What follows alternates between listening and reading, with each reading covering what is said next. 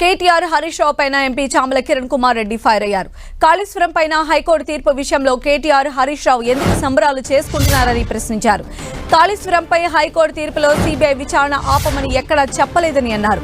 కాళేశ్వరంలో దోపిడీ చేసిన సంబరాల రాంబాబులను లోపలికి వేస్తామని చెప్పి హెచ్చరించారు. హరీష్ రావు గారికి కేటీఆర్ గారికి ఈ సంబరాలు ఎందుకు చేసుకుంటున్నారో చెప్పాల్సిన అవసరం వచ్చి ఈరోజు వచ్చిన. నిన్న నేను పొద్దున క్లియర్గా చెప్పిన తీర్పు వచ్చినాక. ఇప్పుడు ఈ తీర్పును మొత్తం చదివిన ఏమొచ్చింది ఈ తీర్పులని? ఈ తీర్పులు ఏం రాలే. దీంతో సిబిఐ ఎంక్వైరీ ఆపమని రాలే. కాళేశ్వరంలో జరిగినటువంటి అవకతవకల మీద ఈ ప్రభుత్వం క్లియర్గా ఉంది. ఈ రాష్ట్రాన్ని దోచుకున్న బీఆర్ఎస్ పార్టీకి బీఆర్ఎస్ నాయకులను విడిచిపెట్టేదే లేదు.